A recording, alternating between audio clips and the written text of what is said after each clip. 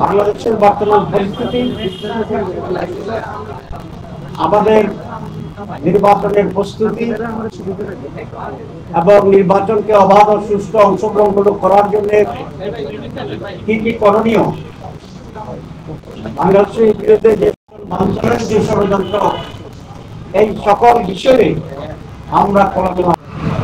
আমরা একটা নতুন বাংলাদেশ পেয়েছিলাম। স্বৈরাচার এবং ফ্যাসিবাদের শুধু পতনই হয়নি, তাদের ন্যায় করার দেশ ত্যাগে বাধ্য হয়েছে। এদেশের মানুষ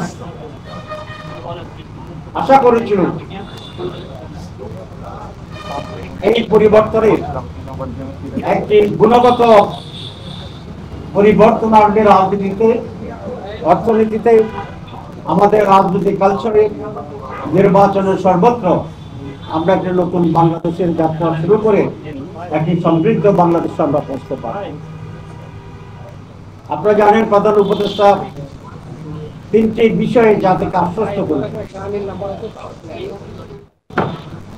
একটি হচ্ছে উনি রিফর্মস করবেন কিছু বিষয়, যে সমস্ত কারণে বারবার দেশের নির্বাচন এবং নির্বাচন ভগ্নবিদ্ধ হয় এবং স্বৈরাচার প্রতিষ্ঠিত হয়েছে।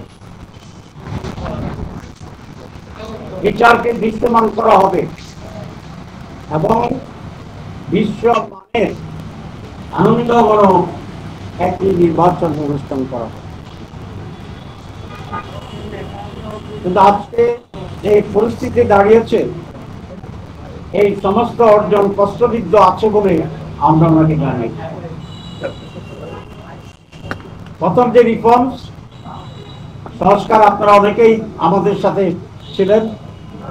আমরা প্রায় 1 বছর অধিক সময় ধরে 31টি দল নির্বাচন একটি জায়গায় আসার জন্য চেষ্টা করি। অনেক ডেভেলপমেন্টও আছে। সেটা হচ্ছে আমরা অনেকগুলি বিষয় ঐক্যমত্য পোষণ করেছি। সব দল ছিল 19টি। 2-1টি দল কোনো কোনো মেজর ইস্যুতে নোট অফ ডিসেন্ট দিয়েছে, কিন্তু সবসময় মোর দেন 2/3 দল নোট অফ ডিসেন্ট যে কোনো দল দিতে পারে, যে কোনো, এটা তার রাইটস আছে। কিন্তু এই নোট অফ ডিসেন্টের মাধ্যমে সিদ্ধান্তের কোনো হেরফের হয় না, ব্যর্থ হয়।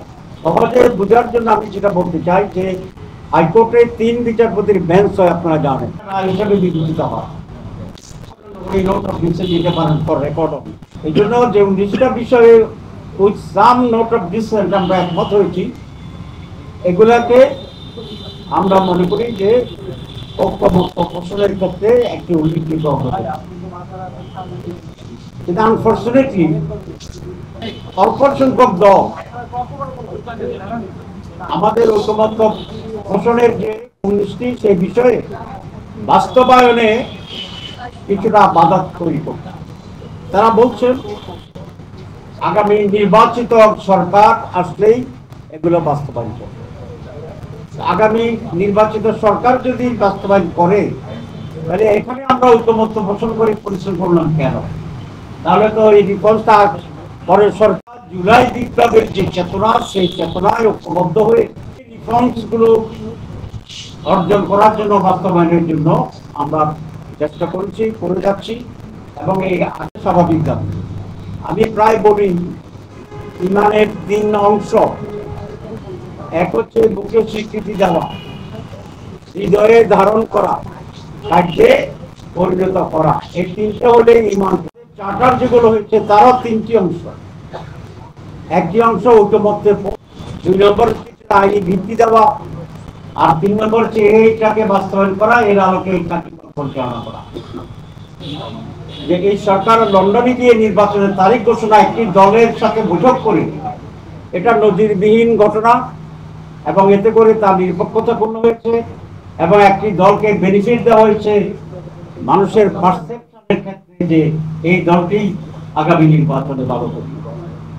2, আমরা বলেছি যে 5ই অগাস্টে যে জুলাই ডিক্লারেশন ছিল, ঘোষণা, সেই ঘোষণাটিও সকলের সাথে আলোচনা করে ঐক্যমত্যের ভিত্তিতে ঘোষিত হয়নি। সেখানে কতিপয় বিষয়কে প্রাধান্য দিয়েছে, দীর্ঘ বিষয়কে তারা অ্যাভয়েড করেছেন এবং সেটা নিরপেক্ষতা হারিয়েছিল এবং এটা অসম্পূর্ণ ছিল।